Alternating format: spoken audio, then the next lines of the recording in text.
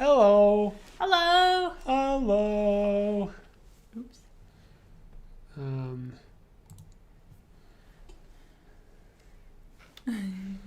Talking into the void.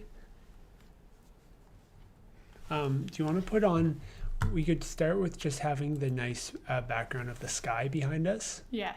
Do you like that idea? Yes. Logitech. Oh, Logitech 1 actually.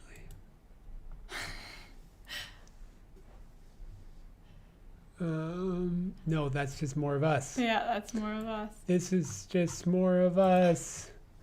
Well, welcome to Animating with After Effects. It's just the two of us this week, as this is a little more niche tutorial for people who are specifically interested. What? Oh, And we're I'm stuck accompanied in by ourselves. we're not alone here. Yeah, for people who are graphic designers, or maybe folks who. Whoa.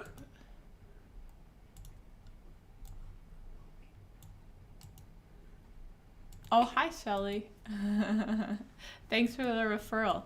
Yeah, this is we're using the Adobe Creative Cloud software After Effects. So that is normally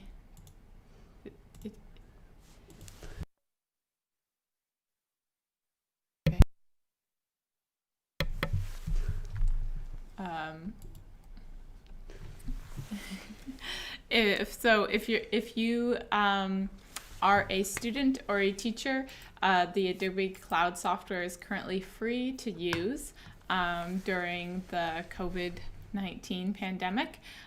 So you're able to, or you can also always take a 30-day a 30-day free trial of any of the software. So for this, you'll have to have an account with Adobe that either has the free access, the paid access, or a trial of 30 days. And so that will this display the Firefox or no? I'll just put a link in the description if you. I'll post in the chat. All right, we're posting a link in the description of the of where you can download this software. Here it comes. Here it comes. Yeah, it's like too expensive generally, but luckily, like Kat was saying, or not luckily, but as a result of like the current conditions, if you do have an email address that is with an educational institution, you'll be able to get it for free for now. All the Creative Cloud things. So After Effects is a program that we use a lot and have a lot of fun with because you can do a lot of different things with it. It does, like it's in the name, it does effects on videos. So there's another Adobe program called Premiere, and Premiere is generally what you use for video editing. But After Effects, just like it says, it does the effects after you've edited the video together, after you've sort of cut the video together. You can do more things with it in After Effects. So that might be like we have a green screen behind us doing some of the chroma keying that makes the green screen disappear so you can put your backgrounds in. That is something you do in After Effects. But you can also do animating like we're going to do tonight and what are called motion graphics. And so that's what motion graphics are is any sort of like I guess just what it sounds like when I think of how to describe it. Any sort of animation of graphics. So that would be like things you would think of designing in Photoshop or Adobe Illustrator. You see it so often that I hardly even notice it when I see it. But if you're watching the news, for example, there's constantly little pieces of text flying in and out of the screen that are often accompanied with swirling graphics alongside it. That's all what you would consider motion graphics. The looping video that played at the beginning of the stream was with the Mackenzie logo. You can switch over to that. They'll still be able to hear us. This is an example of a motion graphic. So you would be animating. Other than the title, you'd be animating this character, this M, to move dynamically across the screen. We have Ken tuning in. He's got his After Effects all loaded now. And this week I'll be the student. Last week I was the teacher. This week I'll be the demo student. And John is going to be taking us through the basics of an After Effects. Well, one of the tough things about the usually we do so what we're doing here is every Thursday night as part of an extension of the programming that the Mackenzie Art Gallery here in Regina, Saskatchewan was already doing. These Thursday night workshop sessions. We are continuing that online, but one of the challenges of online workshops is it's hard to tell how well you are describing what you're supposed to be doing in the program, and how especially if you're going too fast or not. So then it's helpful to have someone else be using the computer than the person who's describing it, probably. Or in the case, usually, or not usually, I mean just the last 2 times we've done this, we've had people on the screen as well, little talking heads. That we are another good way to sort of pace yourself. It's just good to, like, when you're doing a workshop, it's great to have feedback the whole time. So so please put it in the chat. Like, feel free to post in the chat while we're going through, because we will stop and slow down. Hi Sylvia. Speaking of the chat, hi Sylvia. Anything that if you just tuned in, you might be able to pick up some things that you can. Can I move? Should I get rid of these so we have? We need the screen real estate, eh? Perhaps, yeah. Okay. You'll have to deal with not knowing what people on other platforms are saying. However, we can still see all of you. We can see all the chat. We can see all of you. Thanks for being here, Sylvia. Yeah. So if this can be used for, like, you don't have to be a filmmaker to use this. Sylvia, I know you do work in video, but if you want an animated logo for your website to make it cool and dynamic, this is something you can apply these skills to things that exist outside of, like, a video practice. And we'll just sort of look today. We're just going to give a very, like, beginner's overview over what digital animation is, and how you can do that using After Effects. This program lets you do a bunch of really advanced stuff, and it's generally is like a pretty intimidating program to learn to use. But you can also you can also use it to learn the fundamentals of digital animating, and so that's where we're going to start today. And then I'm going to show you a couple of the tricks that I've learned while working jobs for clients on this. That help make your animations what you would call juicy, like help add that extra level of, like, dynamicness to them. We're going to cover very basic stuff and then just look at a couple of tricks. So if you don't know anything about this stuff, hopefully there'll be something there, just even if you're not using After Effects, in terms of just what animating is. And then if you are experienced in animation, maybe you'll be able to see some of the tricks that I've learned and learn from that too. So let's get a new project started. Hi, Robert. Good to see you in the chat. Oh, my dad is here. Pay attention, Dad.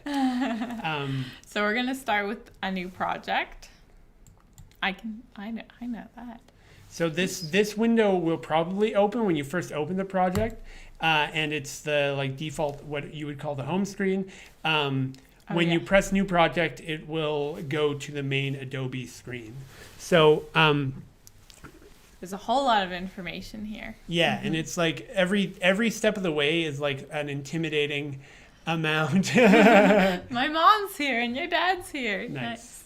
Great. We got all our biggest fans here tonight. And Ken. Yeah, all of also them. one of our biggest fans.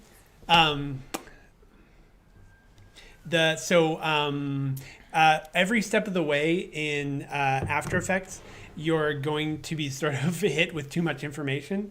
And it can be, that's what's sort of daunting about learning it. But we'll just take it one step at a time from here. And the hope is as well that once you sort of learn the basics of what you need to get started making stuff, we'll be able to get over that initial learning curve together. So first, we'll just quickly go over the interface. So at the very top, and Kat, I'll be sort of like barking orders at where to move the mouse. Up here. That top is your toolbar. So that gives you all the different tools that you'll be using to manipulate elements, to move things around, to move your view, what you're looking at around, as well as to create new text and new shapes, bunch of other stuff as well. But that's what we'll be working with tonight. That's the toolbar. On the left, right below the toolbar, is your projects panel, and below that as well. Oh, this too. That shows you Thing. that the projects panel shows you everything that is being used in your project right now. So that could be things like videos, the graphics that you will be adding motion to. So that could be, those graphics could be Adobe Illustrator files or maybe Photoshop files or just plain old images. That like a JPEG or a PNG? Yes, yeah, things you grabbed online. Generally, if you have something you want to add in your project, you just drag and drop into that window, and it will be made available to add to your project.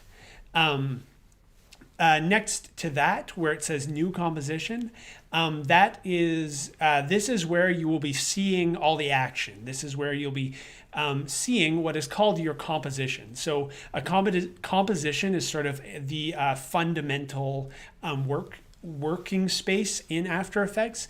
If you've used Adobe Illustrator before, it's equivalent to an artboard or maybe a canvas in Photoshop. It's sort of your workspace, and we'll be working with compositions a little bit more to see how you can use them to create pretty cool stuff by putting compositions within compositions and things like that. So we'll be looking at our compositions, though, in the composition panel, which is what you're looking at there. This center guy. At the bottom, or sorry, we'll go to the right, I guess. The right, there is a whole bunch of different tabs. We just click on character there to collapse it. Sure. There's a whole bunch of different tabs that contain all the things that you'll want to do while using After Effects. Most excitingly for me when I started using After Effects was the effects and presets tab. So this lets you do, this is where you find your chroma keying effect. So chroma keying is doing green screen stuff like we have behind us right now. That you would find all that here, as well as all these wacky different presets that Adobe has created, or actually Adobe hasn't created. For a lot of them, it's other companies create an effect and then Adobe sort of buys them, and now Adobe is like this Borg cube that has consumed all the other former video effect making companies. So anyway, that whole panel on the side contains a whole bunch of different tabs. We'll be using the character tab to create text. Not like an animated character. No, they mean characters like words. Below at the bottom of our screen, right now we have our render panel selected. You'll see there's two tabs. There's one that says render queue and one that says none. We're looking for the one that says none for right now because that's our timeline. It says none right now because we don't have any. We don't have a composition that we're working with yet. So let's change that by creating a composition by clicking on New Composition. So if anyone who's following along is trying to keep up and it's too slow, or sorry, too fast, shout out in the comments and I will zip, zip, zip, rewind. Anyway, this is one of those windows I mentioned where you're sort of hit with too much information and it's scary. But we'll take it one thing at a time. Go to basic, not advanced. For starters. Basic is hard enough. So let's change the composition name at the top to main comp, or whatever else you want to call it. Something, I'm calling it main comp. And then just looking at the other things, we won't change the size of our composition, but just note that we have a width and a height, and they're measured in pixels. So you'll often hear about high definition video or standard definition video. All that means is the amount of pixels that the video consists of, and it's measured in the width and the height. So that's just a big square of made up of smaller squares, which are pixels. Our composition that we're about to make is going to have 192 pixels. 1,920 pixels. I was rounding down by a what do you call that? No. And then 1,080 pixels tall. So it's a normal high definition video. Leave it at that. We have a frame rate that's defined as well. That's an important thing to think of if you want to just mouse over that, Kat. Yeah. So the frame rate here, I'm not, my mind is not good for retaining the facts of why things are the way they are in all these different video softwares, but making things 29.97 frames per second is the default rather than 30 frames per second. But for all, we're just going to call it 30 frames per second.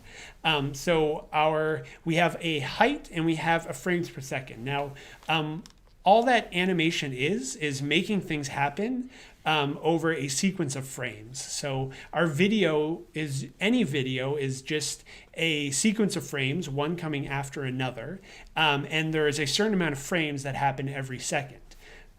So in this video the composition we're going to make, it's going to have a sequence of frames, one after another, and there's going to be 30 frames, pretty much, in every second.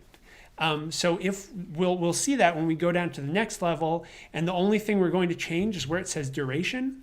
I have mine. I will answer. So the question is, so would I select the other composition box if I was importing something like a logo? If so, what file types? I would, for that, I would instead make a blank composition. Like we're doing right now, just follow this like we're doing. And then after you've made your composition, drag that logo into your project panel. Kat, would you mouse over where that is? Over here. So the project panel is what will contain all of your logos, all of your graphics, all of your video files. And your composition, you want to make sure that it's a standard video size. So you want to start from as high definition as possible. So that's why we're starting. You can make it 4K if you wanted to, but we're starting with regular HD. But you're going, if you made a new composition out of the logo that you were importing, it would import in at the size of your logo, and that might be something like 1,000 pixels by 1,000 pixels. So it wouldn't be a standard video file. You're better to just start with making your composition and then bringing in your logo file afterwards. That other option that we had, can you move the composition settings window over a little bit? The new composition from footage option is more so if you are making something based on raw video footage that you've shot already. So if you were adding, like for example, if you had green screen footage and you wanted to apply green screen on top of that, and that video footage would already be formatted into high definition or whatever. I, it's too easy to talk. I love talking about video formats, even though I don't know very much about it. But then as far as what kind of file types to use, she would be able to use a vector file from Illustrator in this, right? Yeah, you should be, but also just if it's, so if you import a vector file, it's been a while since I've done that, so there might be, I think there's something else you have to do to make it work right. Otherwise, just high quality PNG, like the bigger it is, the nicer it'll look. So if you have something in Photoshop, for example, just export a very big version of it, something like 1,000 pixels, and then it'll look, if you shrink it down in After Effects, it'll look good.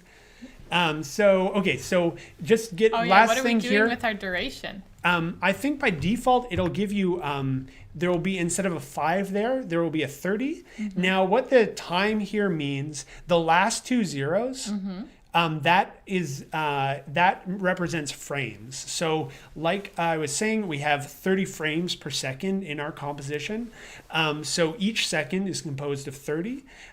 So that 5, where I have it there, represents 5 seconds, 5 seconds of 30 frames, which is what the latter 2 zeros mean. I think it starts by default at 30, so we're just going to set it at 5 instead. So when we press play, it's not playing for 30 seconds. So other people who are just opening up might have to change it from 30 to 5. Yeah, do you want to do that? See what it looks like? Like this? Yeah, change it to 30. Like that? Oops. I don't think that number works. And yeah, so if it's 30, change it to 5. Sorry, this is a bit of a pantomime. Okay, and then background color black is okay. We're good with that. Let's hit okay, and we get started. So the timeline's here. So we have, 2 things. We have a timeline now. It's empty. But you can see, you have that blue playhead. Do you want to drag that around again? Yeah, this is the playhead. And this is where all of our animating will be happening. And then we also have the Kazimir Malevich black square up there. Yeah, good. So you can zoom in and out on it with the I'm mouse just wheel. using the center mouse wheel. It's always recommend using a mouse with all the options. It's good because the mouse wheel, if you click cat, I think that gives you, with the mouse wheel, that gives you the hand that you can move it around with. So mouse wheel, very useful. Okay, so we have, and you'll also see in our project window, we now have that main comp. The composition we just made is available to us in the project window. If we had a graphic that we wanted to import, we could just drag it from a window into the main composition. We could drag it from a window into the project panel below where the main composition is. So we're not going to do that. We're actually going to make our own graphic by going up to the toolbar. And just reiterating, please, any questions, moving too fast, or just want to know about something else, somebody stop me. We're going to make a square. So you'll see the rectangle tool. Cool. Yeah. And when you select the rectangle tool, it gives you some options for what the rectangle will look like. This looks familiar for an Illustrator or like the Adobe Illustrator. Exactly. The fill and the stroke. Yeah. So you're able to control the fill and the stroke of the that will control what your rectangle is going to look like. Let's give it a fill. Yeah, which means that it's a solid color, right? Yeah. And then the stroke is the outline. Exactly, yeah. So if I do this, nice. So I just clicked and dragged while having the rectangle tool activated with these color options. Actually, I might make this a little less intense on the screen. Yeah, so once it's good because let's do like a softer blue. Once you've made it, you can change you can still change the fill and the stroke. It's sort of confusing because if you tried to click on it again, you would end up creating a new shape. Yeah. So let's undo that with Control Z or Command Z if you're on a Mac. And instead, now one of the confusing things is we have to switch back to our selection tool because right now you have your shape creation tool, so rectangle tool selected. We want to go back to just having our selection tool. So that's the thing that looks like a cursor, a pointer. Oh, and the hotkeys V, just Yeah. like it is in other Adobe software. Yeah, not all of this hotkeys translate between the different Adobe softwares, but that one does, thankfully. I think the hand one is different than what it is for Illustrator, for instance. So now I can grab this. Yeah, so now you can click it, you can move it around, and that's cool. You'll also notice, we have our shape, it's visible in our composition window where we are right now, but below in our timeline, we also have our first item in our timeline called shape layer. Can you collapse it there, Kat? See that arrow? Right here. So this is our first layer in our timeline. Our timeline might eventually contain a jumbled mess of layers, as mine often do when I've been working on something for a long time. Right now we just have this one shape layer. And this is where the magic happens. This is where we can start animating things. And we animate things using keyframes over our timeline. And so let's get into what that is now. What we want to do is we want to access the position of our cube, and we want to have that position change over time. So we're able to manipulate time here by moving our playhead around, right? This guy, right? Yeah. Of course, nothing happens because but we are moving back and forward in time. You can see the 1 second marker is there where it says 100F. Oh, yes. And that's for frames, right? Yeah, so 10 is 10 frames, 20 is 20 frames. So how many seconds would that be if there's 30 frames in a second? This is like a third of a second here? Yeah. Okay. Exactly, yeah. So that's often how you think with After Effects is how many frames you have, and then you divide it up. Or how many frames are in a second, and then you make action happen over the course of that, thinking how to make things not too fast but not too slow. Juicy. Yes, you want to keep things juicy. You want to give your animation juice, and that's what we're going to be looking at now. So we are going to change the position of our square over time. The way we do that is with keyframes, like I said. So we have to first access the property of the square's position. And we do that by looking at the layer. So the new layer that we created, if you click on that little arrow that is currently horizontal, it's next to the blue square, it'll drop down all of what are called properties of the square. So we're not going to look in contents right now. We're going to look at transform. So the transform is where we will find the square's position. And here we're going to set our first keyframe. So the way that digital animation works, the way that animation before digital technology worked, what? It's crazy, was that you had to decide every frame what was going to happen. You had to, every frame, either illustrate your character and change them slightly, or if you're doing stop motion animation, move your character slightly from one frame to the next. And like this, if you've ever done rotoscoping, for example, it's a similar thing. Which is something I remember doing in Photoshop a lot when I was learning Photoshop. These old, more analog animating techniques require that incredibly time-consuming process of every frame going through and changing. You're still doing the same thing in a way where you're changing the properties of the thing that you're animating over time, but you have to go through each individual frame, each individual unit of time, changing that property slowly, bit by bit. What we have in digital animation instead is we can define an initial position at one point in time.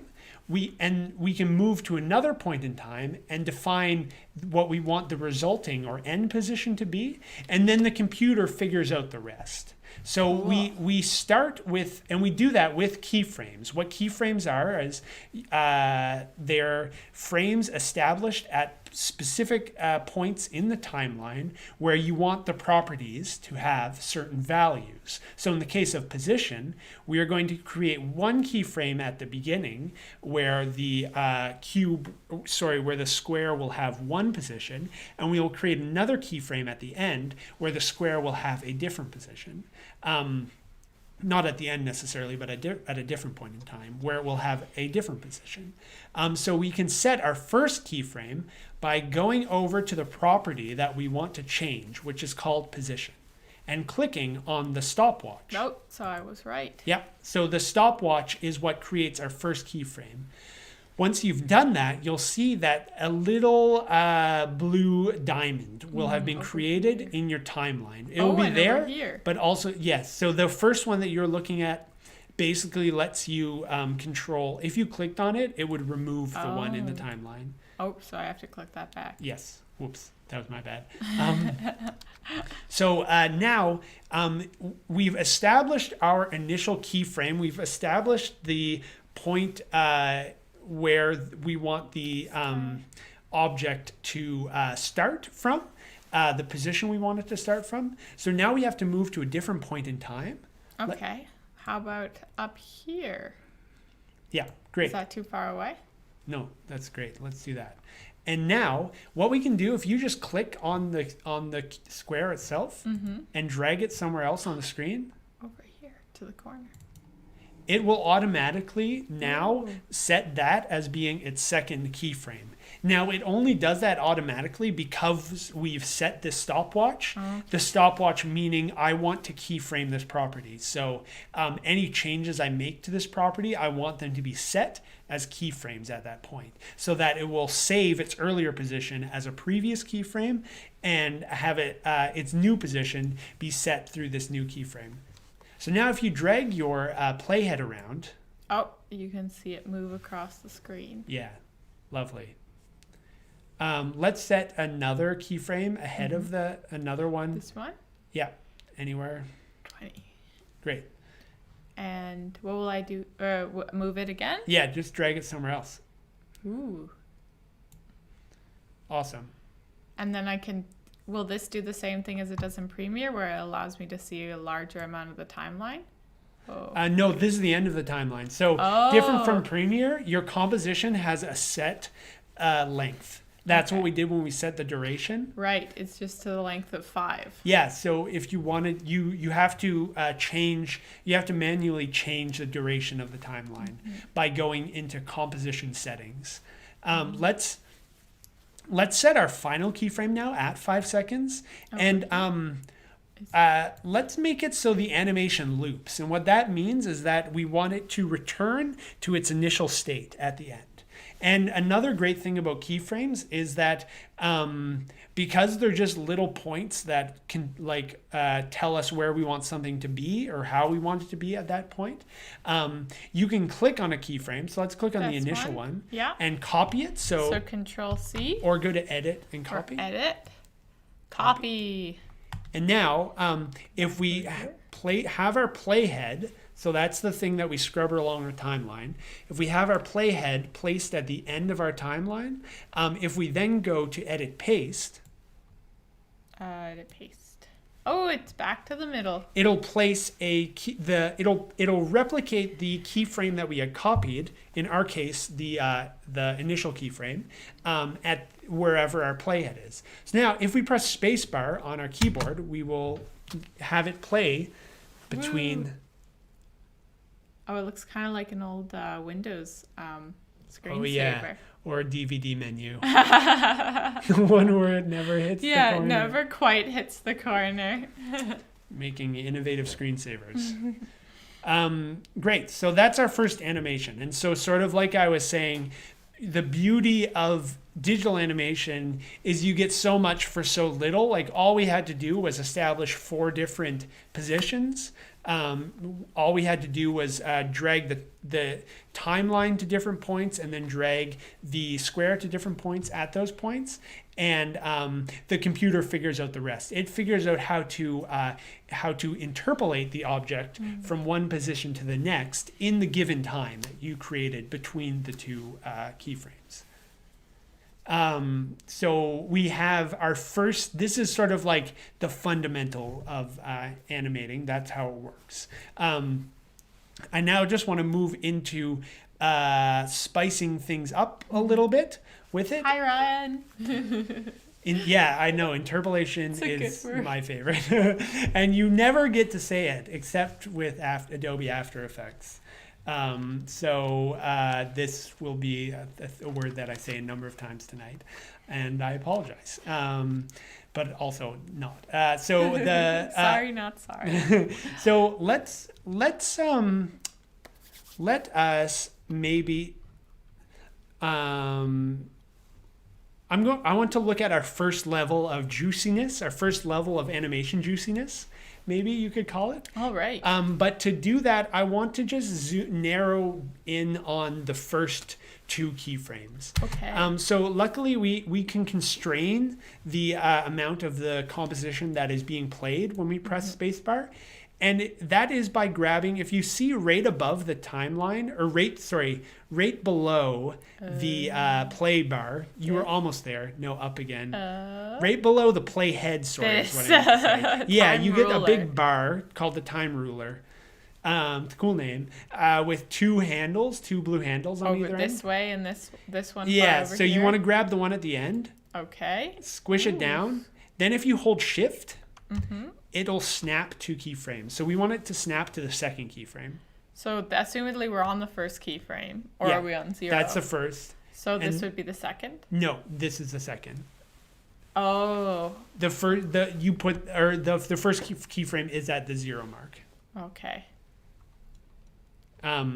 So now when you press play, it'll just move between those 2 points. So the first thing that I wanted to point out, which has to do with interpolation, is the movement of the square right now.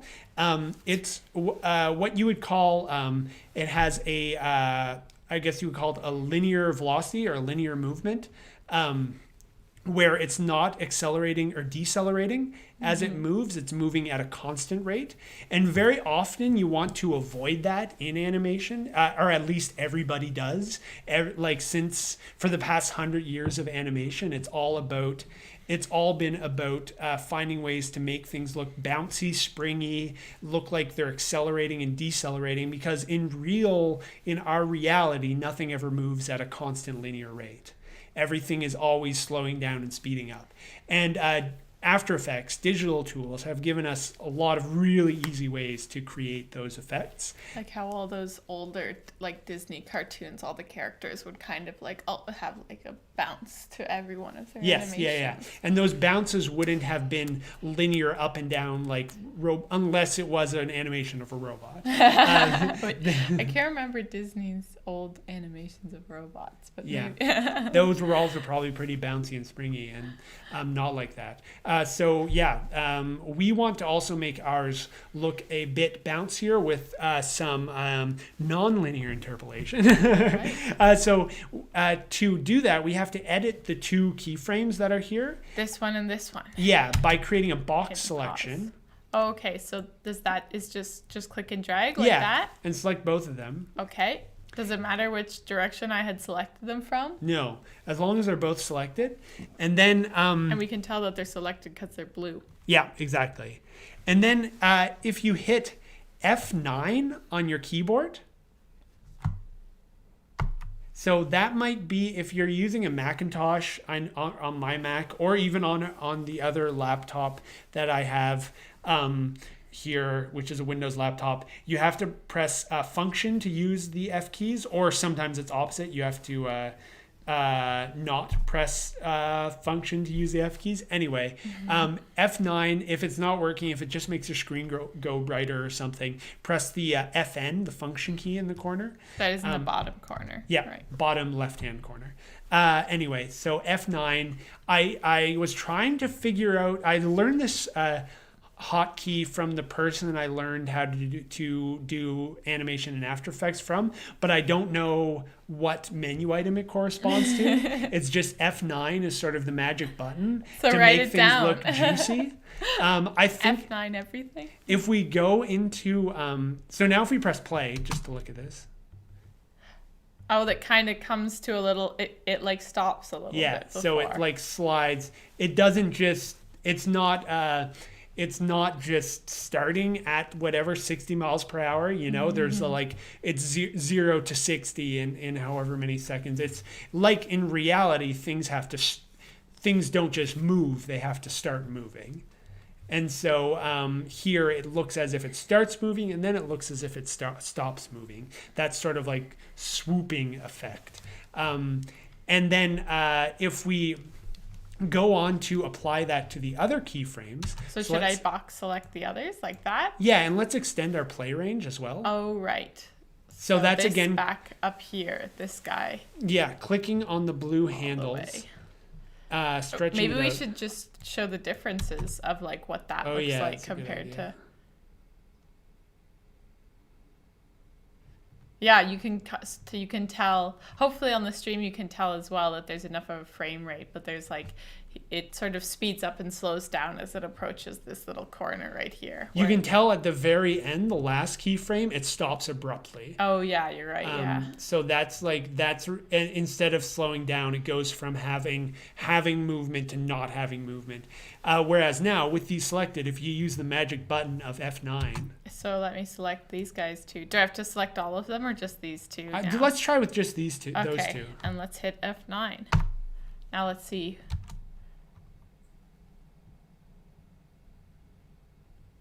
So what we sort of have is this dance from one keyframe to the next. And if you wanted, you would have to get a bit, you would have to be a bit more specific if you wanted it to have a continuous motion between all those 2 points.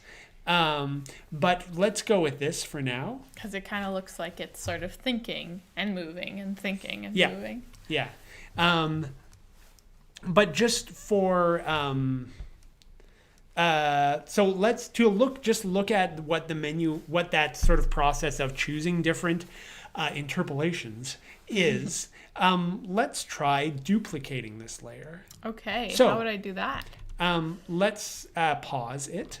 Okay. And then for Collapse simplicity, this. click on that little arrow that is currently pointing downwards. Yes, and now it will be pointing to the right.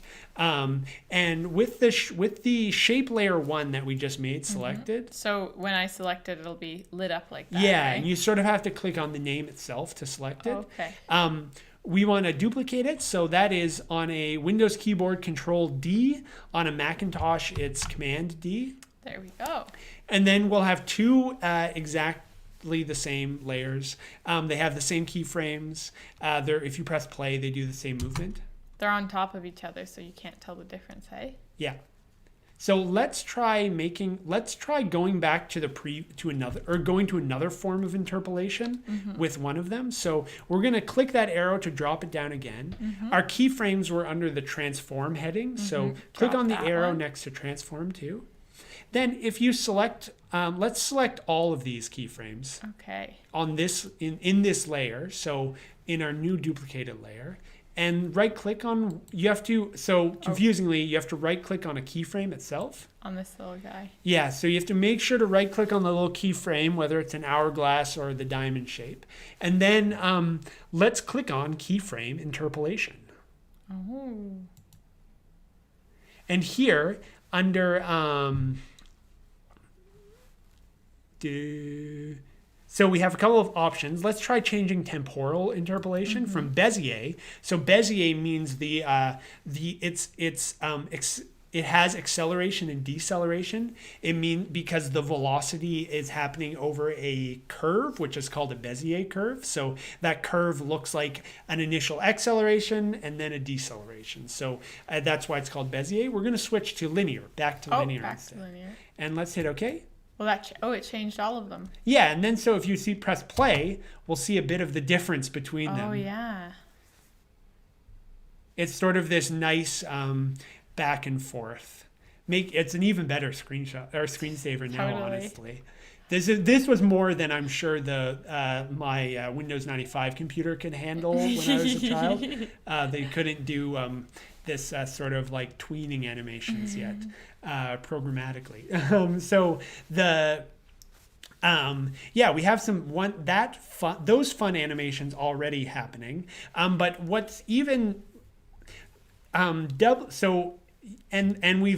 talked about how this power of digital animation is you can set where you want the thing to be at different times, and then the computer figures out the rest between one point to another. But the other powerful thing about animating digitally, especially this is specifically what After Effects is good for, is that you can animate any property. So we've only animated position, but you can anything that exists here in your composition, you can animate it. So let's collapse the transform option, and let's look under contents. So if you click on that arrow next to contents, you'll see that rectangle that we have. Yeah.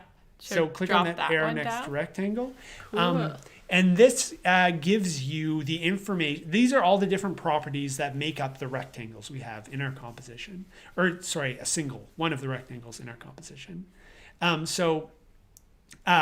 We're going to animate the color of the rectangle. Yeah. So you can either choose stroke or fill. Let's choose fill maybe. Yeah, let's do fill. So we'll And change the let's color. pause it now. Just pressing the space bar. Yeah, and let's set an initial keyframe. Yeah, so should I go back to the beginning? Yeah, and not because you have to, but only because we want to establish what the color is going to be at the beginning. Cool. So we have control over that. And you can do that by, again, clicking on that little stopwatch next to color. Right, over here. Yeah, so that's sort of how it works in After Effects. Anything that has a little stopwatch next to it is animatable, and that's why it feels like such a powerful tool to me, is because you see all these different things which you wouldn't necessarily think of, like, oh, how would that be used in an animation? It always gets my imagination going. Thinking about animating whole new properties. Hi. Oh, and for folks on the Facebook, we have a really great link that was posted in the I'll post Twitch. it. We're gonna post it. I'm just gonna repost it. Yeah, reposting. Thanks to Ryan. This Twitch stream's gonna get it again. Yeah. I'm posting it in the restream chat. It's so everyone can enjoy it. Oh, I can disable it from the. Oh, I could have, but I didn't. Yeah. Okay. Welcome again. Animating with After Effects. We've gone over the fundamentals of what digital animation is, what a keyframe is. We've moved on to advanced beginner by looking at how to mess with temporal interpolation. So we're already working with like multisyllabic words. We've graduated. Thanks, David. No, we won't. Yeah, this is also the opening of Images Festival, the online opening of Images Festival. So by ducking out, I guess you mean David saying he's ducking out of the festival to say hi. Ducking out means opening another tab. Yeah. In this case, Toggling in the which time tab. in the time of COVID festivals. So that's great. Thank you. Thank you for making time on your busy evening. We're also streaming this on the Trinity Square Video Twitch stream. But yeah, sometimes you get some busy telepresence evenings in the time of the pandemic. Thursday nights prime real estate. prime time, live prime TV. We've gone from looking at how to change the speed of our animations, not just the speed, the shape of the speed. So adding velocity, acceleration, and deceleration to our animation to make it look more natural. Now we're going to look at not only can you animate position, so where it is on the screen, you can also animate any other property like the color. So we clicked on that little we clicked on that little stopwatch, which means it's now listening for keyframes. Let's move to a new point in the timeline. Okay, like at this one. It Yeah. can be any one though, right? So Yeah, we let's could make do it just so- a different one, like over here. Or we can make it a totally gradual change. So maybe let's just maybe go to the all the end? way to the end. Or to the very middle, how about? Because we can then have Yeah. it ending on blue again. Would that be like this being the middle, Yeah. or is it technically this? I usually just eyeball it. But There, I guess it and I would be held shift. 2:15. Yeah. Yeah. You're totally right. Yeah, 2 seconds and 15 frames would be the middle of the composition. So let's change. I clicked on this little color color box. box to create the color. Funny enough, this also looks like our little color box, but But that's totally not Yeah. has nothing to do with the fill of the object. Very confusing. how about we could just turn it into a lighter blue Yep, great. and And then again, let's have it looping back to its original color. so I should copy this. Yeah. So Control Control C, C. Command C on a Macintosh, or you can just go to Into Edit, the then end. copy, and then Control V or Command V will paste that keyframe wherever your playhead is. So we've moved our playhead to the end of the timeline, pasted the keyframe, and now when you press play, ooh, I like that. yeah, very subtle.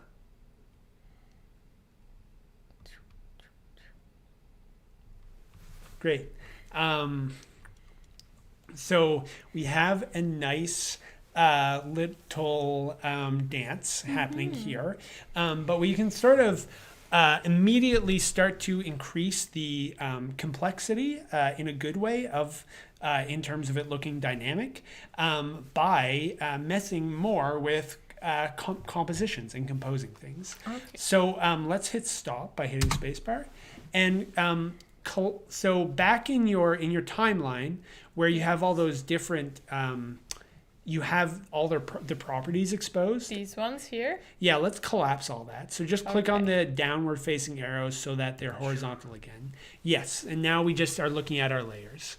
I should have said layers panel. I was fumbling. So let's we're going to combine both of those layers into a whole new composition, and that process is called pre-composing. Okay. So you can do a box select to select both those That? layers. Yep. And now if we hit the right mouse button, this is confusing. You have to hit the right mouse button on the name of one of the Okay, layers. so box select and then go over the name and Yeah. then right click. And then this will give you a list of options that you can use. We want to pre-compose. So click on pre-compose. It will give you this dialog menu where what we are doing are creating a new composition like we had created before. We don't have to choose what the width, height, or duration is because it's just going to use all that information from the main composition That's that we're what making this this would from. be? Yeah. Yeah, so give it a name. Yeah, we named it blue squares. And let's hit OK. So now we have both of those items combined into one composition. So we're going to do another duplication on this guy. So with blue squares, with your new composition selected, let's hit Control D. Oh, D. Control D or Command D on a Mac to duplicate. I'll rename this blue squares to Great. because it's good. So I right click to do that. So you right click and then find rename. To I find renaming on some Adobe softwares is easier than on others. Like on some Adobe softwares, you just have to click on the name and then it lets you change the text. But this Adobe After Effects is one of the most challenging softwares for renaming of the Adobe suite. You always have to right click, go to rename, click on rename. It's a hassle. Yeah, I could go on. So what we're going to do now is change that composition that we just created. So blue squares 2. Let's drop down its properties. I basically want to mirror it. okay. So I want to create a mirror image of our other squares. So under transform, we were looking earlier at the position property. To mirror it, we're actually going to mess with the scale. So generally scale, if you click and hold on those values, so Oh, like click and this. hold on it, yeah, you can see Ooh. how you can scale it around. It's underneath. So maybe I'll put this. Oh yeah, I'll the drag order of your layers is determined by where they are in that hierarchy. number 1 or 2. Yeah, So so I'll let's drag it up make here. it number 1. I Great. just selected by the name. And now you can see the tiny. That's sort of, so try pressing play just to see what this looks like. Very cool screensaver. Yeah, very cool screensaver. So you can see sort of how what the scale is. It just basically has to do with the size of it. Now, a little trick that I use a lot is if you stop and change the scale back to 100. So just click on the 55 and change it to 100. Because this has it linked. Yeah, because that chain is on, both of those will be the same at all times. So instead of changing it to a smaller number to make it bigger or smaller, or a bigger number to make it bigger, let's just add a minus in front of the 100. Okay, so I'm going to click on that. I'm going to go to the side and, this might need some. Then press enter. So what that does is it inverts the image. So now it basically has like a negative scale, negative 100 scale, which means it's like the opposite size it was before or something. So you'll see if you press play. Ooh. Yeah, nice. That's beautiful. Yeah, an even better screensaver. Just trying to get this light dimmed a little. If we wanted to make it more, so if we wanted to make it, right now it's mirrored, not just on, it's not just mirrored on the one axis or It's on one both? dimension, but on both dimensions. So like, I think it'd be equivalent to if you looked in the mirror and you were like looking at your feet. Yeah.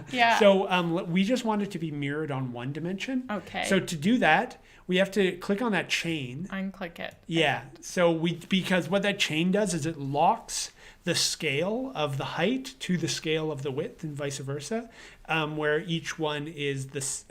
If you change one, it will change the other one, which you often want because you want things to scale uniformly.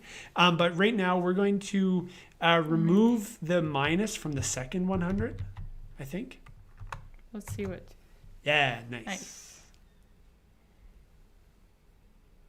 That's sort of cool, right? They come together like that. Great. So we have the new that mirrored animation happening. Let's say we then wanted to add a further color animation to our composition, to the pre-composition that we had made rather of the blue squares. We can actually go back we can edit those blue squares by double clicking on the name of the composition, blue squares in our case. You'll see it opened up a new tab on our timeline. Yeah, next to our composition. Let's add, do you remember how to do the color animation? Yeah. Let's add a color animation to our other square, the one that doesn't have a color animation yet, the back. Oh, the back one. Yep. Yeah. Okay. So that was shape layer. That one, yeah. The bottom one. And then contents. Yeah. And then rectangle and then the fill. Yes. Cool. Although we could do the edge. The stroke. The stroke. Yes. Let's do that. Yeah, let's change the stroke's color. So let's go to the stroke, which is like the outline. Yeah. So at first it is white. So you want to set that initial keyframe. Oh yeah, I have to do the keyframe here. But then what if I will select this color. Oh, but maybe it won't. It would change it there. I see. Okay, I'll have to try something else. You wanted to start at that color? Or it starts off as white, so that wasn't as much of a difference. So instead, maybe, okay, so it starts off as white, and then let's go to the 15, and then let's maybe change it to something wild. Yeah. Something totally different. Totally different. what about like orange? Nice.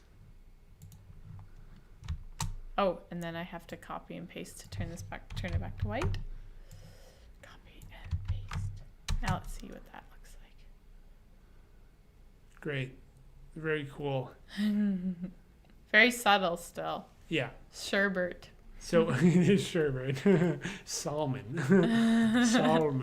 So if you go back to main comp now, Yeah. what's cool about doing pre-compositions is that will be applied to both your both those compositions reference the same composition. Both the compositions in your timeline reference the same composition that you can see in your project panel up top there. This main comp. Yeah, so or main comp is the one you're in, and then blue squares is the composition you just edited. Now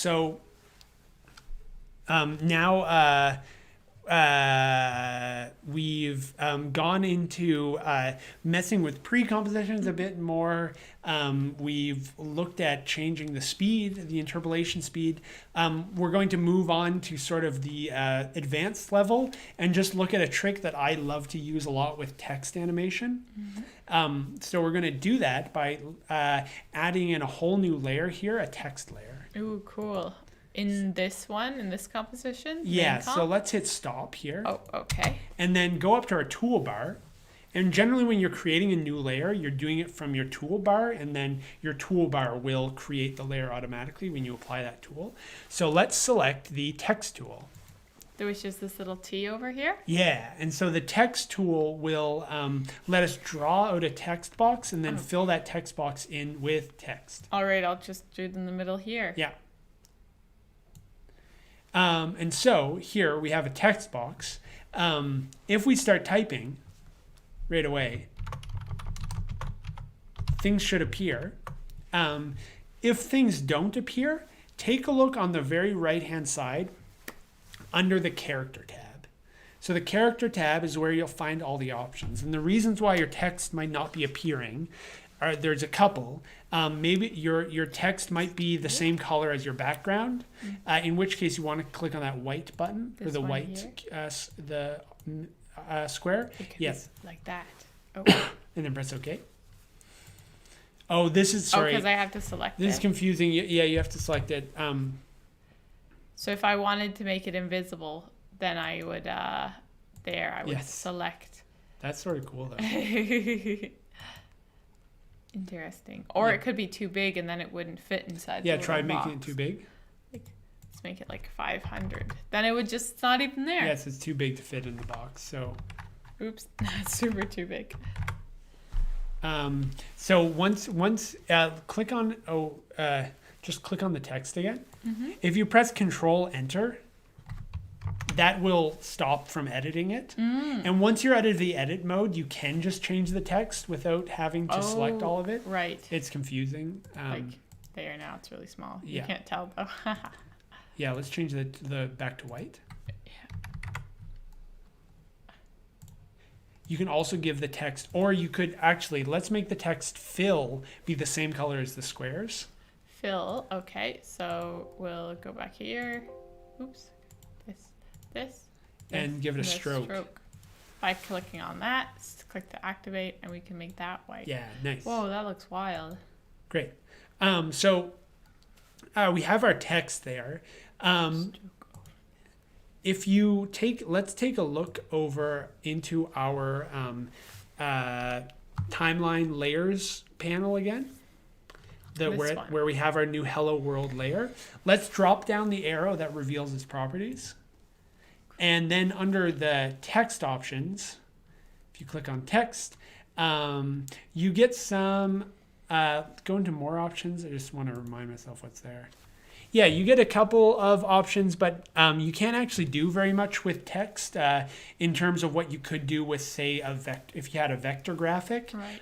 Or if you had a path that you had drawn using the pen tool, which is right next to the text tool. Ooh, can we do that? Draw a path. Let's do that after this. Okay. So because what we can do is we can convert the text into a path object. I forget what they call it. A vector object is, I guess, how you would call it. You can turn your text into a vector object, and then you can do a lot more fancy animations with it. So if you scroll back up to the top of your layers panel so you can see text, right-click on it. In the name? Yeah. And then you're going to look for the create. Create. And then what you want to do is you want to create shapes from text. So now you'll see, if you take a look at your Hello World, your original one, collapse it there for me. So it created a whole new layer. It's invisible. And yeah, it turned off your text layer that was already existing and created a whole new layer, which is you'll see it's actually a shape layer similar to your squares. Yeah, has that little star next to it.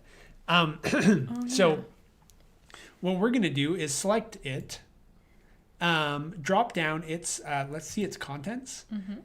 And we're going to animate. we have the path that makes up each individual word or letter rather. Character. Yes. So what we want to do is add a new effect to this that will let us draw in the letters one by one. That sounds cool. So to do that, we click on that little add button. See at the top there? Yeah. Yeah.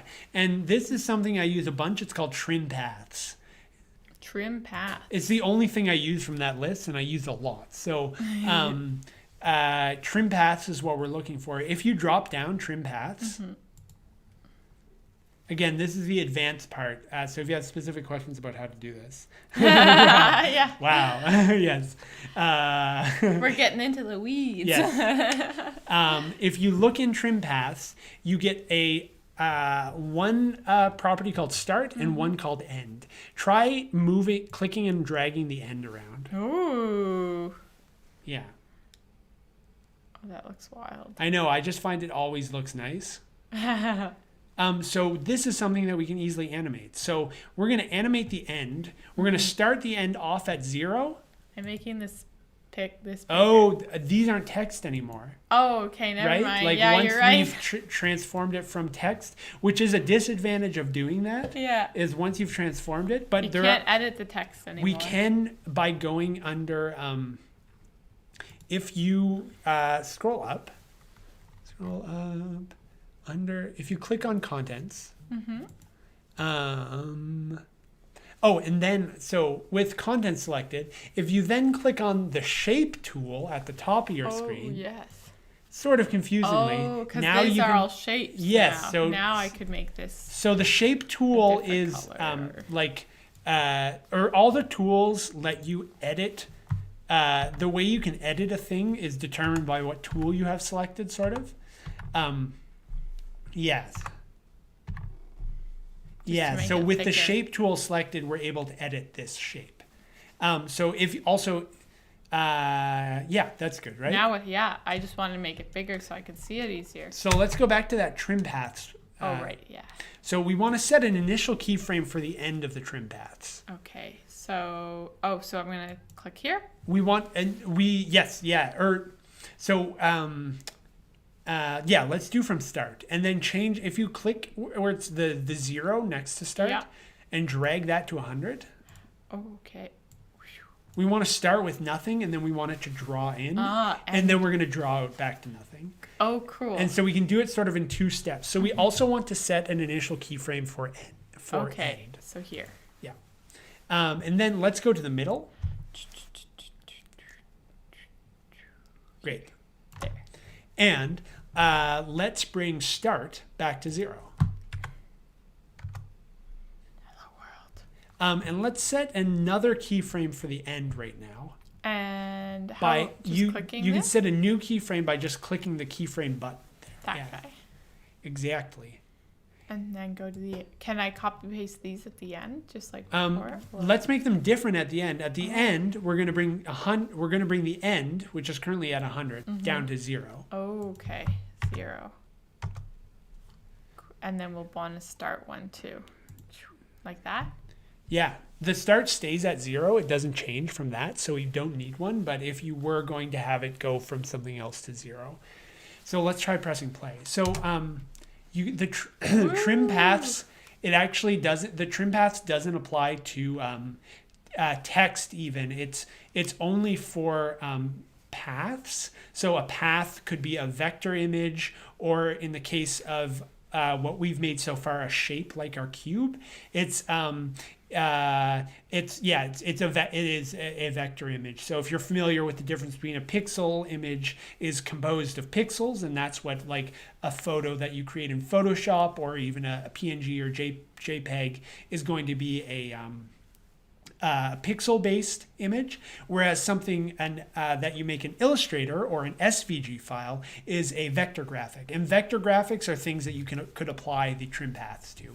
You could, using Adobe Illustrator, their image trace function, you could trace an image. Yes, import. So imported from Illustrator creates vector images.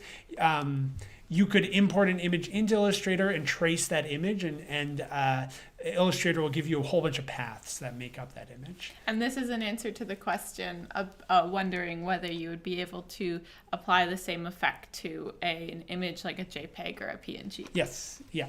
So we have our nice hello worlds happening. Let's just so we put everything together.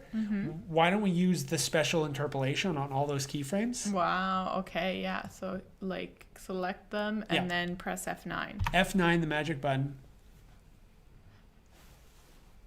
I must say it's a little more challenging to see its effect here, but I believe that it's working. It's juicy. Let me tell you. Let's also just make it a bit bigger to the text. Yeah. All right. So if you go to transform. Yeah. And drop that down, you can just increase its scale. Without worrying about... Just click and drag the scale up. Yeah. And then because it is a vector image, it's a path, increasing its scale won't make it look pixelated or whatever. Right, yeah. So just wrapping this up, tonight's workshop up, let's just quickly look at what we do with this, how to export it. So from the...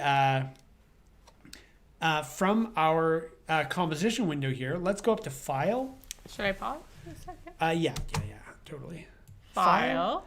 And Export. Oh, and you should also save more frequently than I did, which was never. Yeah. Oops. So export. I'll just save it first in case something goes wrong. Great. Animating with that. And okay, back to export. So, what do I choose from all these options? Yeah, another confusing wall of text. We just want to add it to our render queue. So that's what we're going to do. The first option is often a better option to go with, which is adding it to Adobe Media Encoder, and that is a piece of software that if you have Creative Cloud, you get it as well. It often, I think it downloads itself automatically if you download After Effects from the Creative Cloud. And Media Encoder just gives you a lot of better options for how to render things. Specifically, it lets you render to MP4s. That are smaller files than the files After Effects is going to be rendering, which we're going to be rendering right now. After Effects files are what are called lossless, and oftentimes you want to be exporting lossless files from After Effects, which can be huge, easily be tens of gigabytes, even for a few like a few seconds. Hopefully ours won't be, but there's enough space on the computer, I think. So you want to, if you want to output a smaller file, you use Media Encoder and use the MP4 format. We're going to output a lossless. But if you were to click on lossless there, you get some options for if you click on the format option. PNG, sequence, QuickTime. Yeah, those are the two that I would use the most. If you click on QuickTime, that could produce an MOV file. Yeah, and then the other place to look is under format options. Codecs. Let's talk codecs now. Yeah, totally. For some reason, well, it's because After Effects, different versions of After Effects don't have different like codecs in them. We are talking codec, and this version doesn't have any good ones. So yeah, where is the H? I just want H.264. It's the only codec you need. Just kidding. We're going to output this lossless. Okay. So let's exit out of this and exit out of that. But if you're looking, those are the places you would look for. Let's click on maincomp.avi to pick a place to save it. And can we rename it, right? Yeah. Yeah. Hello World Blue. Great. And it'll be a .avi. Yeah, save that. And then we hit render. Let's see how fast this thing is. Oh, nice. Oh. So where you get really slow render speeds is if you're manipulating time a lot, like you're speeding up footage. Sometimes I do time lapses with After Effects where I make a 60-minute piece of footage happen in just 30 seconds, and that takes a really long time. Or if you're layering a lot of effects, like chroma keying effects, or what else is it that slows it down a lot? I think if sometimes if you restart your computer for some reason it goes faster. Yeah, that's true. Oh, there it goes. Okay, now let's jump over to that folder where it is. Oh, I can't remember what that folder was. There we go. Opened up a bunch. So Documents? animating with After Effects. Nope. After Effects. Here we go. Hello World Blue. Okay, let's try opening it. And it is huge. It's a huge file. Yeah.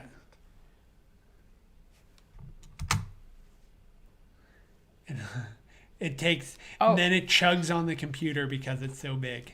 Wow. Or also different video players are better or worse at playing videos that are this files, big. Yeah. Or just like that are this size, and this is the worst. This Windows video player has to be the worst one. You definitely want to choose VLC. VLC could have played that file, no problem. But yeah. Your opinions for tonight is H.264 for codecs and VLC for media players. It's the end of the week, so I have no time for these second-rate codecs or media players. But look, we did it. Oh, it's going to take so long to play again. I don't want to watch it anymore. Or do we have VLC on this computer? Let's see. I just want to watch it play nice and smooth. Yes, we do. Just Okay, as a public demo. No, it's not even working well there. How big was it again? Good question. Oof. Wow, that's buffering. Oh, VLC is going to buffer the whole thing before playing it. Yeah. Oh, so it's less than a gigabyte, but it's still 900 megabytes for just that amount of footage. So it's been buffered. Yeah, all of these. So all of this, if you go back in, thanks, Sam. Appreciate it. A question from Sylvia: would you save this on an external hard drive because of the big file? Yeah, totally. The files that that After Effects generates while it's working aren't this big. What it renders out can be very big, but you can also choose what are called the scratch disks, which is where Adobe will save while it's working, where it will save its project settings. Yeah, I think so. No, sorry, it's actually under Edit. Oh, Preferences, I think. Edit Preferences. Yeah. Oh yeah, and then you'd like scratch. And then media and disk cache. Oh. So definitely I would save my renders to an external hard drive. But yeah, in this menu, if it ever opens, you can choose where Adobe will save its caches, which are just data that is created, which can accumulate over time to be quite large, like over tens of gigabytes. Sometimes if my computer is getting really full and when I'm using After Effects, I just jump over here and empty my disk cache. But here also you can choose where it saves your disk cache. Yeah. And then if just the same as any video program, video editing program, I usually work off of an external hard drive when I'm using the video editing program. So all my files will be stored on that hard drive. And yeah, a little tip with exporting, it's often faster to export to a different hard drive than the one the project is saved on. So sometimes actually, if as long as my computer's pretty free, has some free space on it, I will export really large files onto my computer, because then it's more work for the computer to be processing the file and moving it onto the hard drive than to just have it sitting on its own hard drive. But that was great. Thanks everybody for listening to this. And so, yeah, what was shown over today would work for like a logo or something, but this can also be used to do character animations and video animations. So maybe if folks are interested in that, you can drop us a line and tell us if you want to see a more sophisticated setup for like a real character animation in this software. Yeah, what sort of real like art you make with this, because this was really just fundamentals today. It's stuff that we like, but there's a lot. Obviously, I think you'll be able to tell that there's a lot more you can do with this software. And we'll be back next Thursday at 7 p.m. Central Time. And I hope everyone has a good week till then. Stay safe and stay indoors if you can. And if you have to go work, thank you so much for doing that. Thank you all for tuning in. All right. Bye. Bye. Bye.